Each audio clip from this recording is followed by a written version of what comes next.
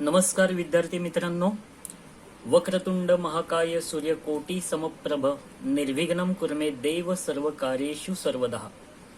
विद्येची आराध्य देवता श्री गणेश आणि माता सरस्वतीला वंदन करून आपण आपल्या आजच्या अभ्यासाला सुरुवात करणार आहोत. आज आपण 9th standard semi English lesson number 2 real numbers शिकणार आहोत. रियल नंबर शिकताना आपल्याला पहिल्यांदा सुरुवात करायची आहे properties of rational numbers, properties of irrational numbers, surds, comparison of quadratic surds, operations on quadratic surds, rationalisation of quadratic surds. म्हणजे ह्या पाठामध्ये आपल्याला हे सर्व एलिमेंट कव्हर करायचे आहेत. अतिशय सुंदर असा हा धडा आहे. खूप चांगला टॉपिक आहे. ऑलरेडी आपण आधीच्या वर्षामध्ये रियल नंबर शिकलेले आहोत, पण गेल्या वर्षी करोना संकटामुळे आपण शाळेमध्ये न गेल्यामुळे काही कन्सेप्ट काही गोष्टी आपल्या लक्षात आलेल्या नाहीयेत किंवा आपल्याला समजलेल्या नाहीयेत, आणि म्हणून आपल्याला हा धडा व्यवस्थित समजून घ्यायचा आहे. कारण रियल नंबर वरती 10th क्लास म्हणजे 10वीच्या वर्षामध्ये सुद्धा तुम्हाला प्रश्न असणार आहेत, धडा असणार आहे, आणि म्हणून इथेच तुम्हाला रियल नंबर्स व्यवस्थित समजून घ्यायचे आहेत. त्याच्यामुळे ह्या धड्याकडे किंवा ह्या संपूर्ण पाठाकडे आपल्याला लक्षपूर्वक लक्ष देऊन अभ्यास करायचा आहे. लेट्स रिकॉल म्हणजे थोडंसं रिव्हिजन करूया. In previous class we have learn about natural numbers, integers and real numbers. Previous classes म्हणजे आपण आधीच्या वर्षात 8वीच्या वर्षामध्ये शिकलेले आहोत, पण मगाशीच म्हटल्याप्रमाणे करोनामुळे आपण वर्षभर शाळेत गेलो नाही, आपला अभ्यास झाला नाही, त्याच्यामुळे कदाचित आपल्याला ते लक्षात आलेलं नसेल. तर आधीचा धडा म्हणजे आपण जो सेटचा धडा बघितला लेसन नंबर 1, त्याच्यामध्ये सुद्धा हे सगळे नॅचरल नंबर, होल नंबर येऊन गेलेले आहेत. तर आपण पुन्हा एकदा थोडीशी रिव्हिजन करणार आहोत. Natural number is equal to set of all natural numbers. Natural number सुरू होतात 1 पासून 1, 2, 3, 4 अनलिमिटेड, आणि ते सेट लिहायचे असतात कर्ली ब्रॅकेट्स मध्ये. त्याचप्रमाणे होल नंबर्स, त्याला आपण कॅपिटल W म्हणतो. सेट ऑफ होल नंबर्स सुरू होतात 0 पासून 0, 1, 2, 3, 4 अनलिमिटेड, अनकाउंटेबल. आपण त्यांना महिरपी कंसामध्ये ऍज अ सेट लिहितो. त्यानंतर आहे I representing integers. Sets of integers is equal to -0 and plus unlimited, curly brackets मध्ये आपण हे सेट लिहितो. त्यानंतर आहे सेट ऑफ रॅशनल नंबर्स, ज्याला आपण कॅपिटल Q ने दाखवतो. त्याच्यामध्ये आपण P/Q/P, Q is belongs to integers and Q not belong to 0, अशा पद्धतीने हा सेट आपण लिहितो. त्याच्यानंतर आहे रियल नंबर्स, त्याला आपण R ने दाखवतो, कॅपिटल R, आणि सेट ऑफ रियल नंबर्स. अशा पद्धतीने आधीच्या सेट ह्या धड्यामध्ये हे सगळं आपलं झालेलं आहे. त्याच्यामध्ये आणखीन एक गोष्ट जी आधी झालेली आहे, पुन्हा एकदा रिव्हिजन करूया. Natural number subset whole number, whole number subset integers, integers subset rational numbers, and rational number subset real number. म्हणजेच रियल नंबर हा सगळ्यात मोठा, आपण त्याला युनिव्हर्सल सेट म्हणू शकतो, आणि बाकी सगळे सेट आहेत ते त्याचे सबसेट असू शकतात. तर आपल्याला हे गाळलेल्या जागांमध्ये म्हणजेच filling the blanks, match the pair किंवा ट्रू अँड फॉल्स मध्ये बऱ्याच वेळेला हे छोटे छोटे प्रश्न विचारले जातात, आणि म्हणून आपल्याला त्यांचा बारकाईने अभ्यास करायचा आहे. त्यानंतर आहे order relations on rational numbers. आता हे काय आहे ते आपल्याला समजून घ्यायचं आहे. P/Q and R/S are rational numbers where Q is greater than 0, S is greater than 0. Q आणि S काय आहे ते इथे डेनोमिटर्स आहेत. मग डेनोमिटर्स कधीही 0 असून चालत नाही, म्हणून आपण नेहमी म्हणतो की डेनोमिटर्स इज नॉट इक्वल टू 0. म्हणून इथे Q आणि S हे डेनोमिटर्सचे अक्षर असल्यामुळे ते 0पेक्षा ग्रेटर दॅन म्हणजे मोठे असायला हवेत. आता असं जर का असेल तर आपल्याला त्याचे जे काही रूल्स आहेत ते समजून घ्यायचे. Rule number 1, if P/S is equal to Q/R, P/S आणि Q/R म्हणजे न्यूमरेटर आणि denominator cross numerator and denominator. याचा जर आपण गुणाकार मल्टिप्लिकेशन केलं तर काय होणार आहे, then P upon Q is equal to R upon S. तर P अपॉन क्यू आणि R अपॉन एस ह्याची जी काही व्हॅल्यू येणार आहे ती इक्वल असणार आहे. त्याचप्रमाणे सेकंड रूल आहे, if P into S greater than Q into R. जर का P आणि S चा गुणाकार मल्टिप्लिकेशन हा Q आणि R च्या गुणाकारापेक्षा मल्टिप्लिकेशन पेक्षा मोठा असेल तर by default P upon Q is greater than R upon S. म्हणजेच P अपॉन क्यू हा R अपॉन एस च्या गुणाकारापेक्षा मोठा असणार आहे. तिसरा नियम आहे, if P into S less than Q into R. P into S less than Q into R, then P upon Q less than R upon S. हे सुद्धा आपल्याला लगेच लक्षात येईल की जर का P आणि S चा गुणाकार हा R आणि S च्या गुणाकारापेक्षा लहान असणार तर P अपॉन क्यू हा R अपॉन एस पेक्षा लहान असणार आहे. तर हे काही रूल्स आहेत जे आपल्याला पुढे गणित सोडवताना उपयोगी पडणार आहेत, म्हणून ते आपल्याला नीट समजून घेणं आवश्यक आहे. पुढे जाऊया, let's learn properties of rational number. Rational नंबरचे गुणधर्म आपल्याला समजून घ्यायचे आहेत. If A B C are rational numbers then properties. Additions मध्ये आणि मल्टिप्लिकेशन मध्ये काय रूल्स आहेत ते आपल्याला समजून घ्यायचे आहेत, त्याचे गुणधर्म समजून घ्यायचे आहेत आणि त्याच्यासाठी आपल्याला एक इथे टेबल दिलेला आहे. आता पहिली प्रॉपर्टी काय आहे तर कम्युटेटिव्ह. कम्युटेटिव्ह मध्ये काय होणार आहे, ऍडिशन जर का असेल तर A plus B is equal to B plus A. A plus B is equal to B plus A हे आपल्याला लगेच लक्षात येईल. ए मध्ये बी मिळवल्यावर जी संख्या येणार आहे तीच बी आणि ए मध्ये मिळाल्यावर येणार आहे, कारण दोघांचे एलिमेंट समान असणार आहेत.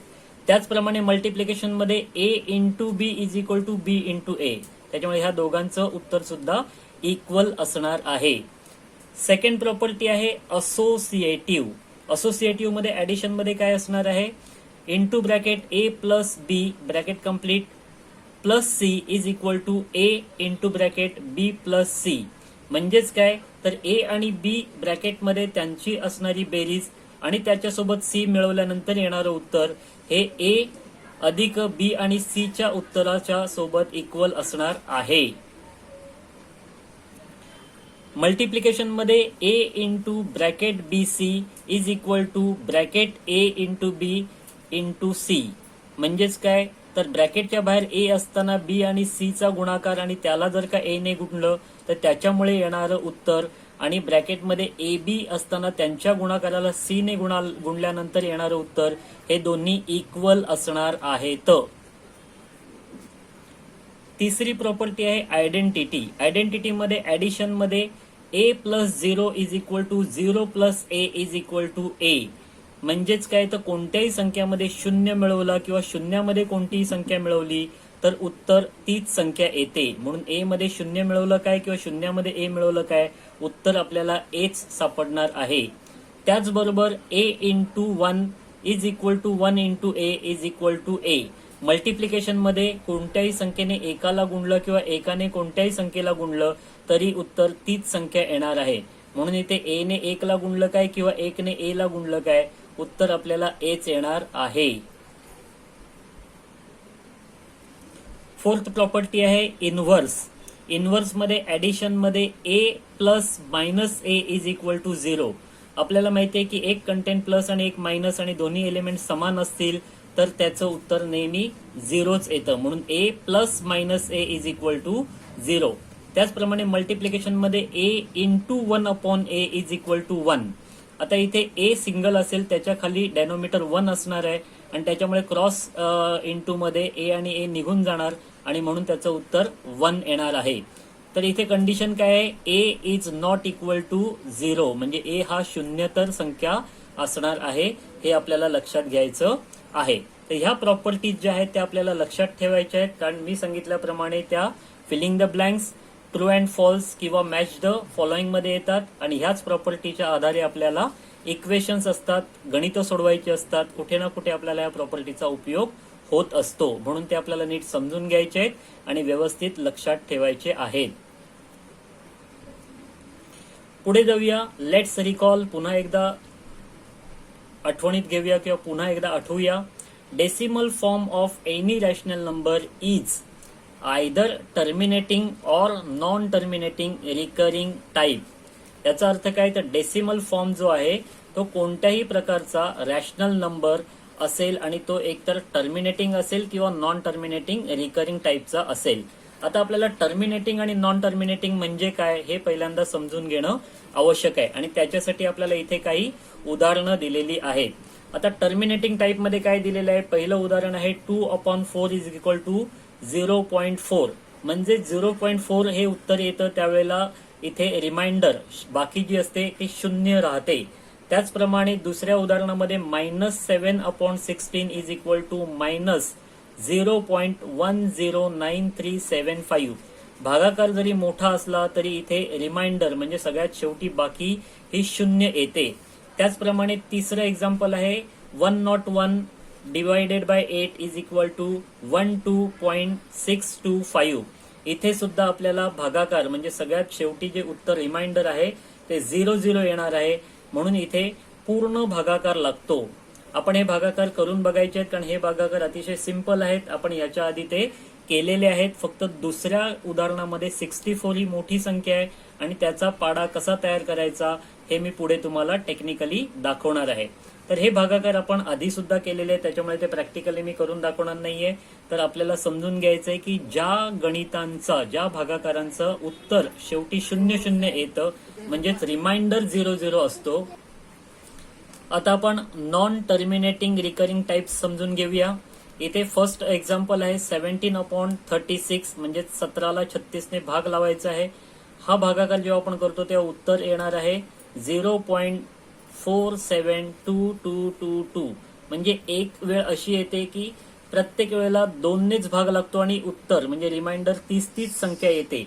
अशा वेळेला हे गणित आपण कितीही लांबलचक सोडवत राहिलो तरी याचं कधीही रिमाइंडर 00 येणार नाही. प्रत्येक वेळेला तीच संख्या रिपीट होत राहणार, म्हणून आपल्याला कुठेतरी ते गणित थांबवावं लागतं, सोडून द्यावं लागतं. मग अशा वेळेला जेव्हा शेवटचा अंक पुन्हा पुन्हा रिपीट होतो तेव्हा ते लिहिण्याची पद्धत आहे 0.472 आणि 2च्या वरती एक छोटासा डॉट द्यायचा आहे.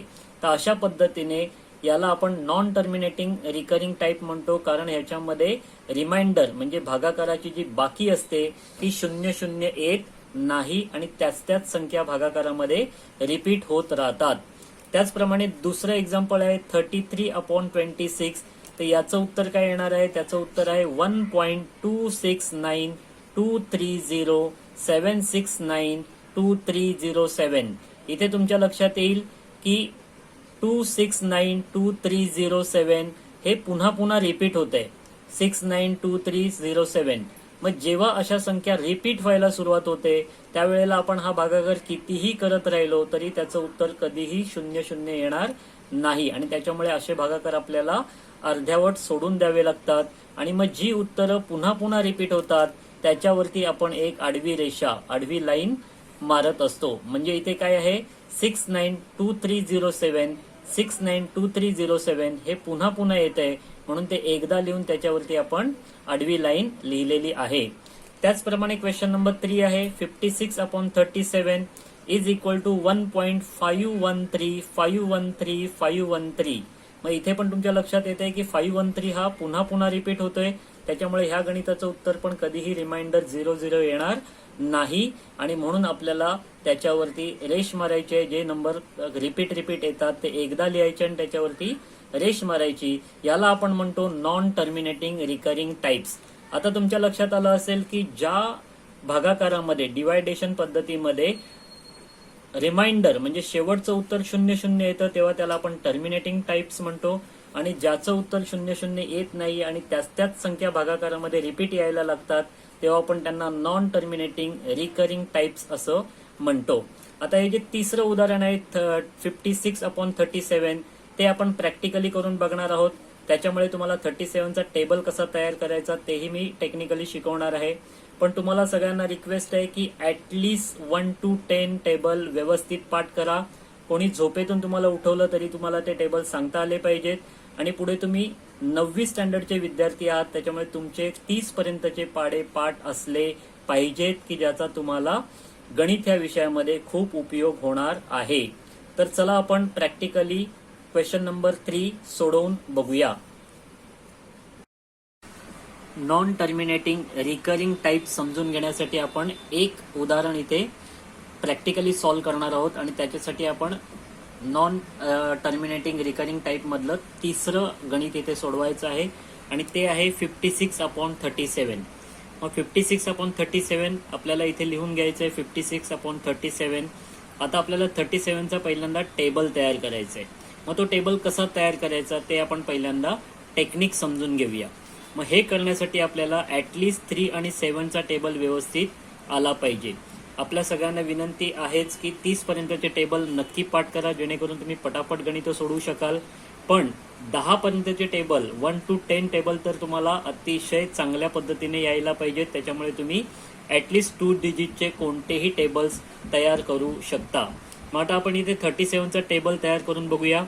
37चा टेबल तयार करण्यासाठी आपल्याला 3 आणि 7चे टेबल पाठ असले पाहिजेत आणि त्या पद्धतीने आपण कसं करायचं ते समजून घेऊया. बघा, पहिल्यांदा आपल्याला 7चा टेबल लिहायचा आहे.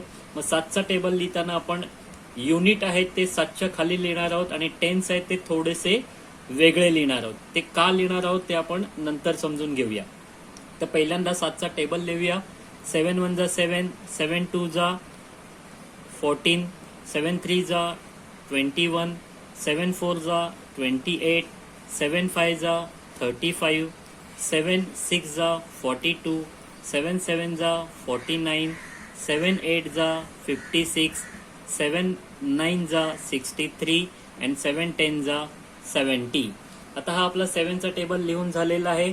आता आपल्याला 3चा टेबल लिहायचा आहे आणि 3चा टेबल लिहिताना हे जे काही 10 आपण बाजूला काढलेत 7च्या टेबल मधले ते त्याच्यामध्ये ऍड करत जायचं आहे, म्हणजे आपला 37चा टेबल तयार होईल.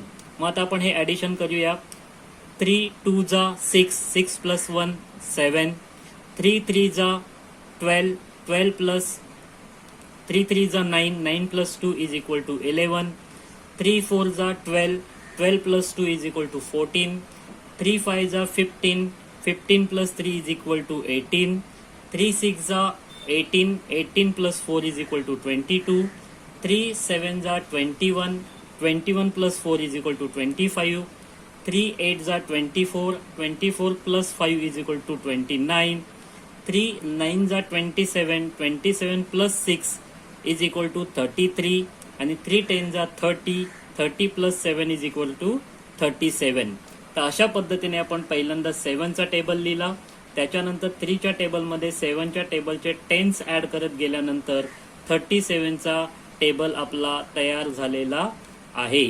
तर अशा पद्धतीने तुम्ही वेगवेगळे 2 डिजिटचे टेबल्स तयार करू शकता.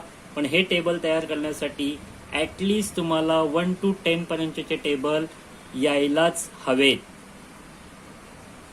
आता आपला टेबल तयार झालेला आहे. आता आपण इथे डिवायडेशन सुरू करूया. 56 डिवायडेड बाय 37, 37 पेक्षा 56 मोठी आहे म्हणून आपण पहिलं डिवाइड करणार आहोत 1. मग 37 56 मधून मायनस करायचे आहेत. मायनस करताना 6 मधून 7 जात नाही म्हणून आपण 16 घेतले. 16 मायनस 7 केल्यानंतर आपल्याला रिमेनिंग येणार आहे 9. 6चे कॅरी ओव्हर आपण पुढे केले. 3 प्लस 1 4 झाले. 5 मायनस 4 इज इक्वल टू 1. आता आपल्याला नंबर मिळालेला आहे 19. 19 हा 37 पेक्षा लहान असल्यामुळे आपल्याला त्याच्या पुढे 0 घेणं आवश्यक आहे आणि तो 0 घेण्यासाठी आपल्याला डेसिमल पॉईंट लिहिणं आवश्यक आहे. मग डेसिमल पॉईंट घेतला, 9च्या पुढे आपण एक 0 घेतला, संख्या तयार झाली 190.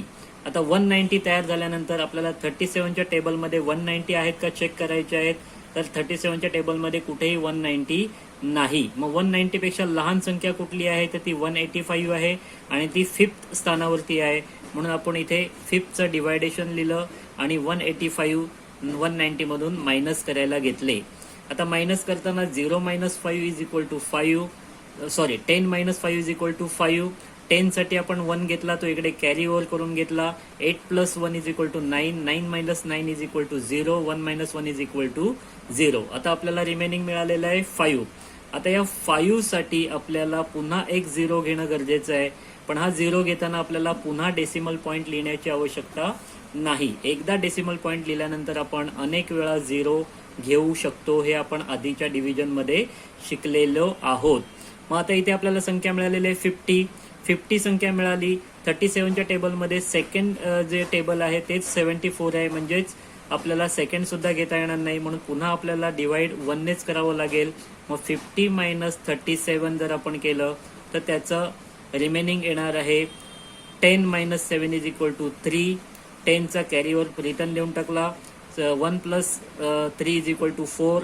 5 मायनस 4 इज इक्वल टू 1, म्हणजे आपल्याला 13 रिमेनिंग मिळालं. आता 13 सुद्धा 37 पेक्षा लहान आहे, म्हणून पुन्हा एकदा आपण त्याच्यावरती 0 घेतलेला आहे. आता हा 0 घेतल्यानंतर 130 संख्या तयार झाली. 37च्या टेबलमध्ये 130 संख्या येत नाही, मग त्याच्यापेक्षा लहान संख्या जी आहे ती आपल्याला तिसऱ्या स्थानी म्हणजे थर्ड टेबलमध्ये मिळते, म्हणून आपण थर्डचा इथे डिवायडेशन केलेलं आहे आणि त्याची जी काही नंबर आहे 111 ते आपण मायनससाठी घेतलेले आहे. आता इथे आपण हे मायनस केल्यानंतर 0 मधून 1 जात नाही, म्हणून 10 मायनस 1 इज इक्वल टू 9. कॅरीवर पुढे घेतलेलं आहे 1 plus 1 is equal to 2. 3 minus 2 is equal to 1. 1 minus 1 is equal to 0. पुन्हा आपल्याला संख्या 19 मिळालेली आहे. आधी पण आपल्याला 19 मिळाली होती, पुन्हा 19 मिळाली. आता याच्यावरती आपण 0 घेतला तर संख्या 190 तयार होईल. 190 संख्या तयार झाली ती 37च्या टेबलमध्ये कुठेच नाही, म्हणून पुन्हा आपल्याला 5चाच इथे डिवाइड करावं लागेल आणि 185 190 मधून मायनस करावे लागतील. हे मायनस केल्यानंतर पुन्हा 10 मायनस 5 इज इक्वल टू 5. कॅरीवर रिटर्न केला. 9 minus 9 is equal to 0. 1 minus 1 is equal to 0. आता इथे पुन्हा आपल्याला 5 मिळाले, त्याच्यावरती पुन्हा आपण 0 घेतला तर संख्या 50 तयार झाली. पुन्हा आपल्याला डिवायडेशन 1नेच करावं लागेल. 1ने केल्यानंतर 37 येईल. असं आपण कितीही वेळा केलं तरी ह्याच संख्या रिपीट होत जाणार आहेत, आणि म्हणून आपण 513 वरती रेष मारली आणि पुढचं गणित आहे ते इथे आपण स्टॉप केलं. तर अशा पद्धतीने आपण याचं जे उत्तर आहे ते आपण 1.513 आणि वरती एक रेष या पद्धतीने लिहिणार आहोत. कारण हा जो काही गणित आहे हे गणित आपण कितीही खाली करत राहिलो तर पुन्हा पुन्हा 513 हेच उत्तर रिपीट होणार आहे. आता हे तुम्हाला समजावं म्हणून आपण एक गणित इथे सोडून दाखवलेलं आहे. अशा पद्धतीने तुम्ही इतर गणितं सोडवून स्वतः सुद्धा चेक करू शकता. 2 डिजिटचे टेबल आपण ह्या टेक्निकच्या माध्यमातून तयार करू शकतो, पण पुन्हा पुन्हा तुम्हाला रिक्वेस्ट आहे की ॲटलिस्ट 30 पर्यंतचे टेबल्स तुम्ही तोंडपाठ केले पाहिजेत, आणि 10 पर्यंतचे टेबल तर तुम्हाला झोपेतून कोणी उठवलं तरी पण बोलता आले पाहिजेत. पुढे जाऊया. Let's learn to express the recurring decimal in P/Q form. P/Q form म्हणजेच काय, तर आपल्याला डेसिमल पॉईंटच्या संख्या ह्या रॅशनल नंबरमध्ये कन्वर्ट करायच्या आहेत. मग त्या कन्वर्ट करण्यासाठी कशा पद्धतीने त्या करता येतात ते आपण दिलेल्या एक्झाम्पलमध्ये समजून घेणार आहोत. इथे एक्झाम्पल सांगितलेलं आहे, express the recurring decimal 0.777 in P/Q form. P/Q form म्हणजेच रॅशनल नंबर फॉर्म. मग आता इथे आपल्याला डेसिमल पॉईंट 777 दिलं, याचा अर्थ हा 7 हा सतत रिपीट होतोय, म्हणून आपण पहिल्यांदा सोल्युशन मध्ये काय केलं, let x is equal to 0.777, त्याला आपण 0.7 वरती डॉट दिला आणि त्या सगळ्या टेबलला आपण x ॲझ्युम केलं, म्हणजे x is equal to 0.777 is equal to 0.7. आता आपण पुढे जाऊया. इथे आपल्याला ह्या 2 साईट मिळालेल्या आहेत. आता या 2 साईटला आपल्याला 10 ने गुणाकार करायचा आहे, म्हणजे x ला सुद्धा 10 ने गुणायचं आहे आणि हे 0.777 ला सुद्धा 10 ने गुणायचं आहे. तर आपण x ला जर का 10 ने गुणलं तर आपल्याला 10x मिळणार आहे, आणि 0.777 ला जर का आपण 10 ने गुणलं तर एक 7 डेसिमल पॉईंटच्या पुढे येणार आहे आणि बाकीचे 7 आहेत ते डेसिमल पॉईंटच्या पाठीमागे राहणार आहेत. आता हे कसं करायचं हे आपण आधीच्या इयत्तेमध्ये शिकलेलो आहोत. जेव्हा आपण डेसिमल पॉईंटच्या खाली एक 10 घेतो तेव्हा एक डिजिट आहे तो डेसिमल पॉईंटच्या पुढे येतो. जेव्हा आपण 2 शून्य घेतो म्हणजे 100 संख्या घेतो तेव्हा 2 संख्या डेसिमल पॉईंटच्या पुढे येतात. तर हे आपल्याला सगळं आधीच्या इयत्तेमध्ये गेलेलं आहे, आणि जेव्हा आपण प्रॅक्टिकल गणित सोडू त्यावेळेला सुद्धा आपल्याला ते करायचं आहे. आता आपल्याला फक्त ही एक्सरसाइज समजून घ्यायची आहे. म्हणून आपण x ला 10 ने गुणलं तर इथे 10x आले, आणि 0.777 ला 10 ने गुणलं तर इथे 7.777 आलेले आहेत, म्हणजेच 7.7, कारण 7 हे रिपीट होत आहे. ठीक आहे ना. आता आपल्याला पुढे जायचं आहे. आता ह्या 10x मधून आपल्याला 1x मायनस करायचा आहे आणि त्याच वेळेला आपल्याला तोच x इकडे सुद्धा मायनस करायचा आहे. मग 10x मधून जेव्हा आपण x मायनस करतो तेव्हा उत्तर येतं 9x. पण इथे आपल्याला काय करायचंय, x ची व्हॅल्यू किती आहे 0.777. मग ती इथे आपल्याला मायनस करायची आहे. मग ती मायनस केल्यानंतर 7.777 मधून आपण 0.777 मायनस केलं तर आपल्याला उत्तर मिळणार आहे 7. मग 9x इज इक्वल टू 7 म्हणून x इज इक्वल टू हे जे 9 आहे ते इथे इंटू आहेत म्हणजेच तिकडे गेल्यानंतर ते डिव्हायडेशन साठी जातील. म्हणून आपण 9 ला इकडे घेऊन गेलो म्हणजेच लेफ्ट कडून राईट कडे नेले तर 7/9 झाले आणि म्हणून आपल्याला x इज इक्वल टू 7/9 हे जे p/q फॉर्म आपल्याला करायला सांगितला त्याप्रमाणे तयार झालेले आहेत. मग आपण decimal point 777 is equal to 7/9 हे आपल्याला उत्तर मिळणार आहे. आता हे आपण एक्सरसाइज समजून घेतोय, ज्या वेळेला आपण प्रॅक्टिकल गणित करू त्यावेळेला आपल्याला ते अधिक चांगल्या पद्धतीने लक्षात येणार आहे. तर हे आपल्याला पहिल्यांदा थोडंसं समजून घ्यायचं आहे. Exercise second, express the recurring decimal 7.529 in p/q form. तर इथे आपल्या लक्षात येईल की 529 जे आहे ते रिपीट होत आहे म्हणून आपण त्या 529 वरती इकडे रेश मारून घेतलेली आहे आणि त्याला आपण x मानलेलं आहे. x is equal to 7.529 is equal to 7.529 म्हणजे इथे आपण त्याच्यावर रेश मारल्यामुळे आपल्याला रिपीट लिहिण्याची गरज नाही. आता 529 ही डेसिमल पॉइंटच्या नंतर 3 संख्या असल्यामुळे इथे आपल्याला 10च्या ऐवजी 1000 नी पहिल्यांदा गुणाकार करायचा आहे. मग आपल्याला x ला सुद्धा 1000 नी गुणाकार करायचा आहे आणि आपल्याला 7.529 ला सुद्धा 1000 नी गुणाकार करायचा आहे. कारण आपल्याला हे 3 डेसिमल पॉइंटच्या पुढे असणाऱ्या 3 संख्या या डेसिमल पॉइंटच्या आधी आणायच्या आहेत. मग त्याच्यासाठी आपल्याला 1000 नी त्याला गुणाकार करावा लागणार आहे. मग इथे आपण x ला 1000 नी मल्टिपल केलं तर 1000x आलं. त्याचप्रमाणे 7.529 ला जेव्हा आपण 1000 नी गुणाकार केलं, मल्टिप्लिकेशन केलं तेव्हा 7529.529 म्हणजे 529 आहे ते डेसिमल पॉइंटच्या नंतर कंटिन्यू होणार आहेत आणि हे जे संख्या आहेत, हे जे एलिमेंट्स आहेत ते डेसिमल पॉइंटच्या पुढे येणार आहेत आणि त्याच्यामुळे संख्या तयार होणार आहे 7529.529. आता हे झालं 1000ने गुणाकार केलं दोन्ही साईडला. त्यामुळे आता ह्या 1000तून पुन्हा आपल्याला एक संख्या मायनस करायची आहे. जसं आपण आधी 10 मधून एक संख्या मायनस केली होती, 1x मायनस केला होता. मग इथे 1000 मधून जेव्हा आपण 1x मायनस करतो तेव्हा 999x म्हणजे 999x ही त्याची उत्तर येतं. आणि इथे 7529.529 मधून जेव्हा आपण 7.529 मग ही 7.529 काय आहे तर आपण जेव्हा x हा मानलेला आहे तर त्याची ही व्हॅल्यू आहे. ती व्हॅल्यू आपण याच्यातून मायनस केली तर ती मायनस केल्यानंतर उत्तर आलं 7522.0. तर हे तुम्हाला प्रॅक्टिकली थोडं करून बघायचं आहे म्हणजे तुम्हाला कळणार आहे. मग आता इथे 999x इज इक्वल टू 7522.0 याला आपण डिव्हाइड केलेलं आहे आणि म्हणून 999 आहेत ते इकडे डिव्हायडेशनसाठी आले आणि म्हणून आपल्याला फायनल उत्तर जे आहे ते सापडलेलं आहे 7.529 इज इक्वल टू 7522/999. ही गणितं जेव्हा आपण प्रॅक्टिकली शिकणार आहोत त्यावेळेला आपल्याला ती जास्त लक्षात येतील. पुढे जाऊया. Remember this. आपल्याला काही गोष्टी लक्षात ठेवायच्या आहेत. जी 2 एक्झाम्पल्स आपण आता सोडवून बघितली त्याच्या अनुषंगानेच आपल्याला काही गोष्टी समजून घ्यायच्या आहेत. Number 1, note the number of recurring digit after decimal points in the given rational number, accordingly multiple bye it by 10, 100, 1000. For example, in 2.3, digit 3 is the only recurring digit after decimal point. Hence, to convert 2.3 in p/q म्हणजेच rational numbers form multiply 2.3 by 10. मग आपण मगाशी जेव्हा example केलं तेव्हा आपल्या लक्षात आलं की जर का डेसिमल पॉइंटच्या पुढे एक संख्या असेल तर आपण त्याला डेसिमल फॉर्म मधून बाहेर काढण्यासाठी 10 ने गुणायचं असतं. मग 2.3 आहे, आपल्याला याला 23 करण्यासाठी 10 ने गुणल्यानंतर डेसिमल पॉइंट आहे तो 1 पॉइंटने पुढे सरकणार आहे आणि ही संख्या 23 होणार आहे. त्याचप्रमाणे in 1.24 digit 2 and 4 both are recurring therefore multiple 1.24/100.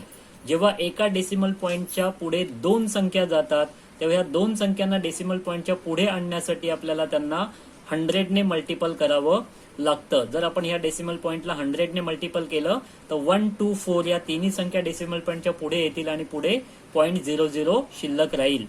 त्याचप्रमाणे in 1.513 digit 5, 1 and 3 are recurring, so multiply 1.513 by 1000.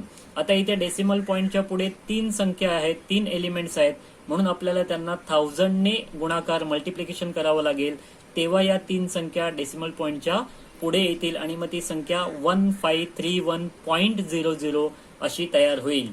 तर हे आपल्याला आधीच्या वर्गामध्ये सुद्धा शिकवून झालेलं आहे, पण तरी सुद्धा आपल्याला हे नियम पुन्हा एकदा आठवायचे आहेत आणि लक्षपूर्वक समजून घ्यायचे आहेत, कारण याच्यावर आधारित आपल्याला या प्रॉब्लेम सेटमध्ये गणित असणार आहेत. दुसरा पॉइंट आहे, notice the prime factor of the denominators of a rational number. If the prime factor are 2 or 5 only, then its decimal expression is terminating.